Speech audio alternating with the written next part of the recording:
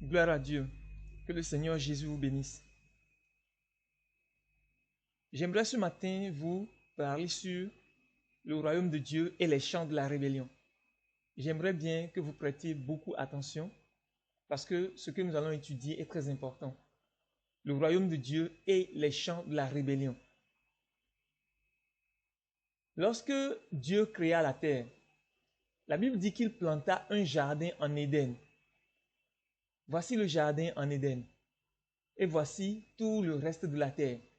Lorsque Dieu créa la terre et qu'il planta le jardin en Éden, le jardin de Dieu représentait en réalité le royaume de Dieu et tout ce qui était hors du jardin, tout ce qui était tout autour du jardin n'était pas le royaume de Dieu.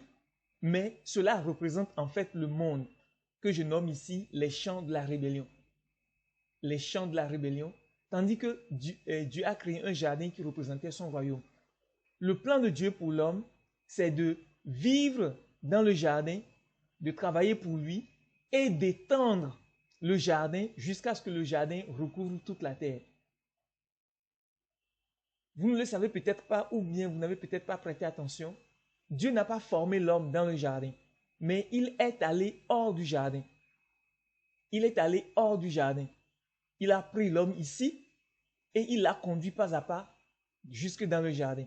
Et la Bible dit que, verset 15 du livre de Genèse 2, il est écrit « L'Éternel prit l'homme et le plaça dans le jardin d'Éden pour le cultiver et pour le garder. » L'Éternel Dieu prit l'homme et le plaça dans le jardin d'Éden pour le garder. C'est-à-dire que Dieu a pris l'homme ici, dans le champ, ce que j'appelle les champs de la rébellion. La Bible appelle tout ce lieu-là les champs. Moi, je les appelle les champs de la rébellion, à cause de ce qui va suivre, à cause de ce que cette partie de la terre représente par rapport au jardin d'Éden. Donc, l'homme a été pris ici et Dieu l'a conduit jusque dans le jardin. Si Dieu a pris l'homme ici et l'a conduit dans le jardin, cela a un sens. Cela signifie que l'homme n'est pas de nature divine. Le jardin représente la divinité ou le royaume de Dieu, tandis que les champs ici, les champs de la rébellion, représentent la nature de l'homme lui-même. L'homme est de la terre, tandis que Dieu veut qu'il vive au ciel, qu'il vive selon la nature de Dieu et qu'il fasse toutes choses dans le royaume de Dieu. C'est pour cela que lorsque Dieu a pris l'homme dans les champs de la rébellion, il ne l'a pas laissé ici, mais il l'a conduit pas à pas jusque dans le jardin. C'est à partir d'ici que Dieu veut que l'homme le serve. Dieu ne voulait pas que l'homme serve Dieu ici. Tout ce lieu-là représente la nature de l'homme, tandis que le jardin représente le royaume de Dieu, la nature de Dieu. Donc, j'appelle le chemin que Dieu a fait avec Adam jusque dans le jardin, j'appelle ce chemin-là l'obéissance.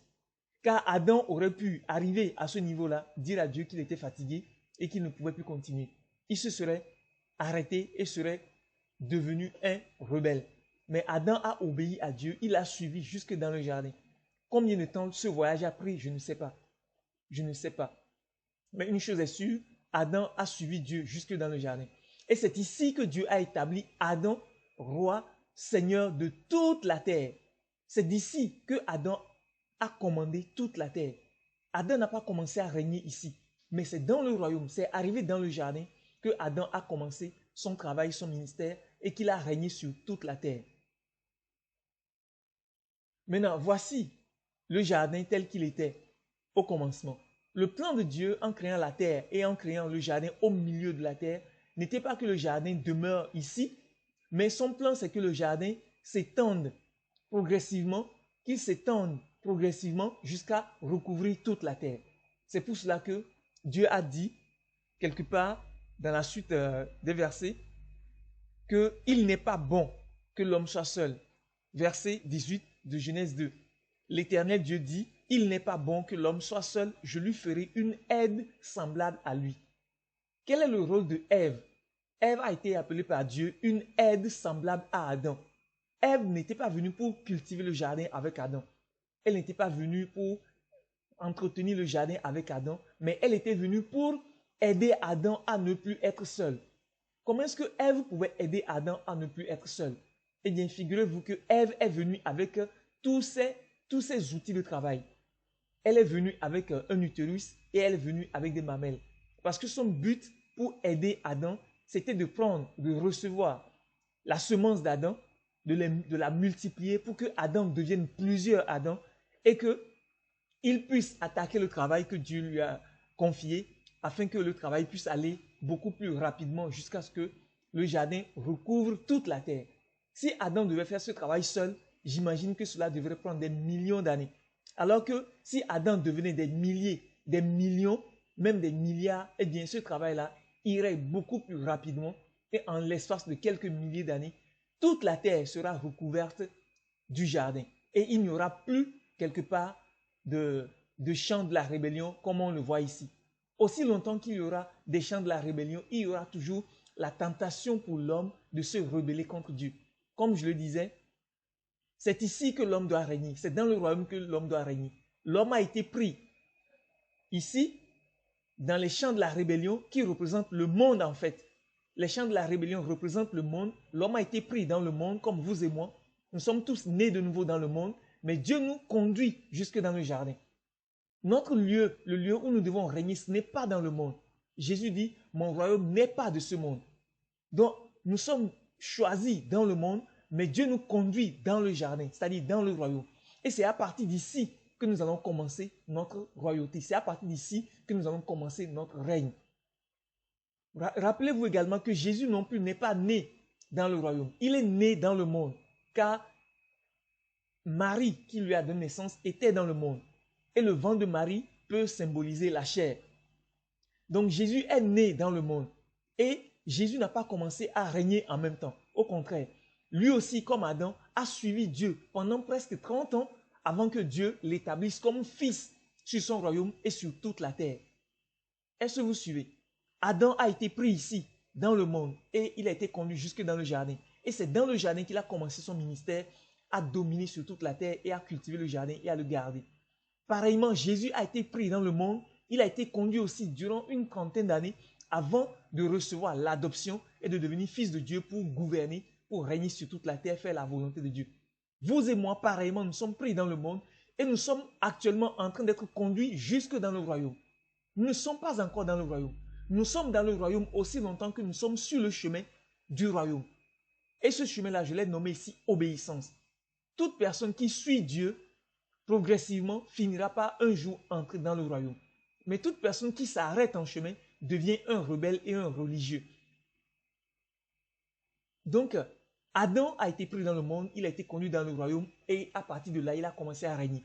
Jésus a été pris dans le royaume, dans le monde, il a été conduit progressivement dans le royaume et il a commencé à régner. Vous et moi ne régnons pas encore parce que nous sommes pris dans le monde, mais nous ne sommes pas encore arrivés dans le royaume. C'est pourquoi, jusqu'à ce jour sur la terre, ce sont les forces du mal qui dominent. C'est le diable qui domine. On nous impose toutes sortes de choses, toutes sortes de restrictions. Covid, restez chez vous. Covid, restez chez vous et vous obéissez. Vous et moi, obéissons.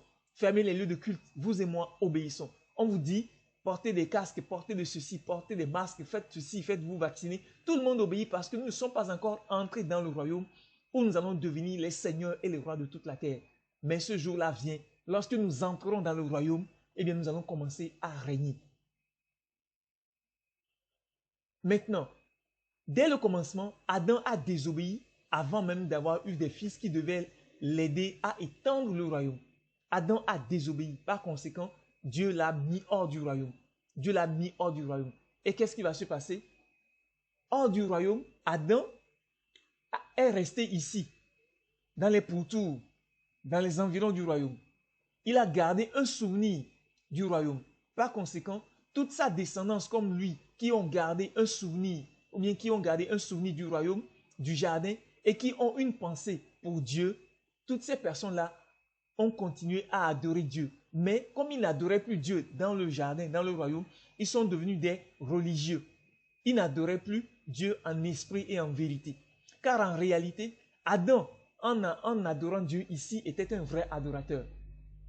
Toute personne qui adore Dieu dans le royaume est un vrai adorateur parce que la personne adore Dieu selon le cœur et la pensée et la volonté de Dieu.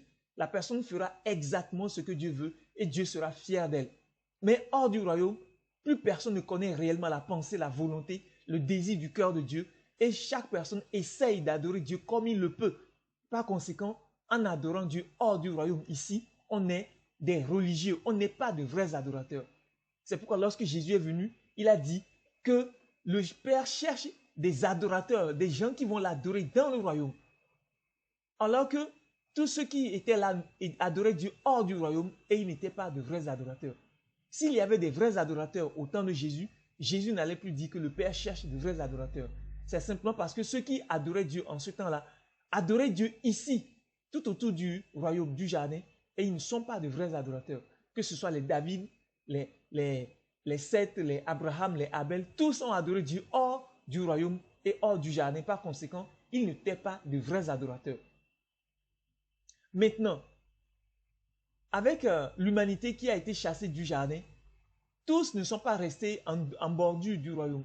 Beaucoup sont allés loin, loin, loin, loin du royaume. Ceux-là n'ont gardé aucun souvenir de Dieu et n'ont même pas une seule pensée pour Dieu. Ceux-là sont appelés les païens.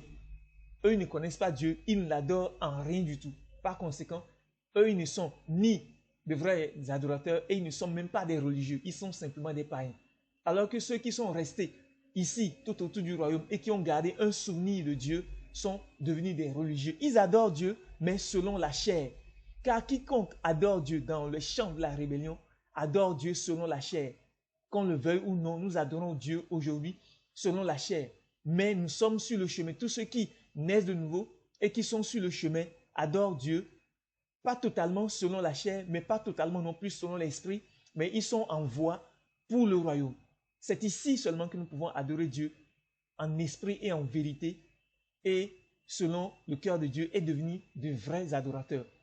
Voici, comme je le disais, tous ceux qui adorent Dieu ici ne sont pas de vrais adorateurs, mais ils sont des religieux. Ils ont une pensée pour Dieu, ils savent que Dieu existe et ils l'adorent, mais selon leurs propres pensées, selon leurs propres idées, selon leurs propres programmes, selon ce qu'ils pensent être convenable pour Dieu. Mais ce n'est pas ce que Dieu veut. Dieu ne veut pas que quelqu'un l'adore ici. Dieu veut que l'on l'adore ici. Sachant très bien que personne n'adore Dieu ici. Ici, personne n'adore Dieu. Ce sont tous des païens ici. Alors qu'ici, tous adorent Dieu, mais ils sont tous des religieux parce qu'ils n'adorent pas Dieu selon la pensée, la volonté, le lieu et la façon dont Dieu veut qu'on l'adore. Dieu veut qu'on l'adore ici. Et en venant ici, on connaît la pensée de Dieu, on connaît ses désirs, sa volonté et on l'adore conformément à cela. Et on est de vrais adorateurs. Mais ici, on n'est que des religieux. Maintenant, toute personne qui naît de nouveau ici doit faire son chemin retour dans le royaume. Donc, sur le chemin du retour, nous sommes dans l'obéissance à Dieu. Par conséquent, nous sommes en train d'avancer vers le royaume pour devenir de vrais adorateurs. Pour devenir de vrais adorateurs. Donc, comprenons que le jardin symbolisait le royaume et que Adam n'a pas été formé dans le royaume, mais il a été pris du monde comme vous et moi. Aucun homme n'est né de nouveau ici. Tout le monde est né de nouveau ici et la personne fait son chemin vers le royaume. Mais quand vous naissez de nouveau ici et que vous faites votre chemin vers le royaume, sachez que vous serez rencontrés, vous allez passer par la ville de la religion. La ville de la religion. Et vous êtes tenté de vous établir ici. Dès que vous vous arrêtez ici, vous devenez un religieux. Tout ce que vous allez faire sera selon les programmes des hommes, selon la pensée des hommes, selon l'idéologie des hommes, selon la volonté et les règles des hommes. Toute personne qui s'arrête ici devient un religieux. Donc, dès que vous naissez de nouveau en tant que païen, votre chemin vous dirige vers le royaume de Dieu. Mais sachez que vous serez rencontrés par les forces de la religion. Et la religion s'oppose à Dieu sur tous les plans. Je dis bien que la religion s'oppose à Dieu sur tous les plans. Il n'y a pas un seul plan sur lequel la religion ne s'oppose pas à Dieu. Parce que la religion adore Dieu, mais selon la chair. Selon la chair. La religion n'adore pas Dieu selon l'esprit. Non. Adorer Dieu selon l'esprit, c'est adorer Dieu ici et ici. Quiconque suit Dieu partout où il va, quiconque suit l'agneau partout où il va, est en train d'adorer Dieu selon l'esprit. Mais pas encore totalement. C'est ici que nous allons adorer Dieu totalement, selon la volonté parfaite de Dieu, selon le cœur de Dieu, selon la pensée de Dieu. Et à partir de là, nous allons vivre dans l'obéissance totale à Dieu. Mais quand vous naissez de nouveau ici, toute personne qui suit cette vidéo et qui est née de nouveau sait qu'elle a rencontré sur son chemin la religion.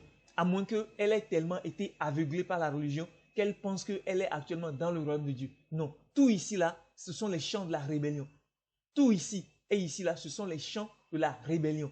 Personne ne peut adorer Dieu ici, selon le cœur de Dieu. Toute personne qui adore Dieu ici, adore Dieu selon la pensée des hommes. Toutes les dénominations aujourd'hui, parmi toutes les dénominations, pas une seule n'adore Dieu selon le cœur, selon la pensée de Dieu. Toutes les dénominations font des enfants de Dieu des esclaves et des religieux et ils les obligent à adorer Dieu selon des dogmes. C'est pourquoi il y a tellement de dénominations et elles s'opposent les unes aux autres. Elles s'opposent les unes aux autres. Donc, nous sommes nés de nouveau ici, nous faisons notre chemin dans le royaume, mais nous sommes confrontés sur notre chemin par les forces de la religion qui nous tirent à gauche et à droite. Telle dénomination veut que vous veniez dans son camp, telle autre dénomination veut que vous veniez dans son camp, et elles se font la guerre les unes aux autres. Elles se font la guerre les unes aux autres, parce que la chair les anime toujours. La chair les anime toujours. Mais ici, la chair n'a pas de pouvoir. Seul l'Esprit de Dieu nous anime et nous ferons toutes choses selon la volonté de Dieu. Maintenant, toute personne qui est née de nouveau ici et qui revient dans le royaume, dans le jardin, reçoit l'adoption et est appelé fils de Dieu. Donc l'ensemble de tous ceux qui viendront ici, l'ensemble de tous ceux qui seront nés de nouveau et qui viendront ici, recevront l'adoption, comme Paul a dit, que nous qui avons les prémices de l'Esprit dans Romains 8, verset 23, nous qui avons les prémices de l'Esprit, nous attendons l'adoption. Nous attendons l'adoption. Nous étions sur le chemin, nous n'étions pas encore arrivés, mais nous étions sur le chemin, mais nous attendons l'adoption. Dès que nous serons entrés dans le royaume, nous recevons l'adoption et nous devenons fils de Dieu. À partir de là, nous allons commencer à servir Dieu conformément au cœur de Dieu, conformément à la pensée de Dieu et conformément à la volonté de Dieu. Maintenant, ce qui va se passer, c'est que Dieu, au commencement, selon son plan, voudra étendre son royaume. C'est-à-dire, ce royaume-là devra s'étendre sur toute la terre. Par conséquent, les fils de Dieu vont mener une guerre contre la religion et contre l'antéchrist et ses forces.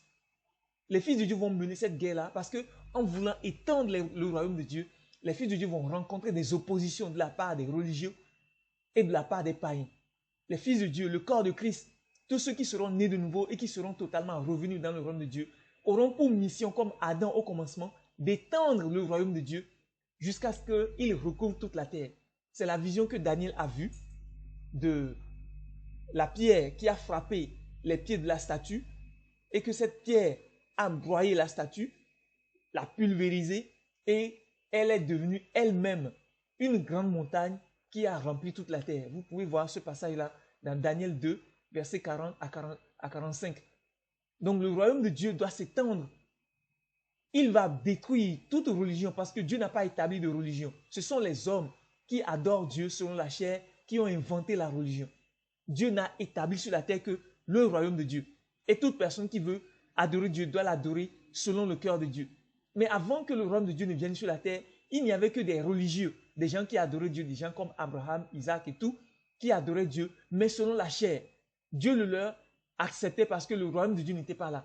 Mais à partir du moment où Jésus est venu et a établi le royaume de Dieu sur la terre, la Bible dit que le royaume de Dieu est forcé et ce sont les violents qui s'en emparent. Tout le monde maintenant est appelé à faire son chemin vers le royaume de Dieu.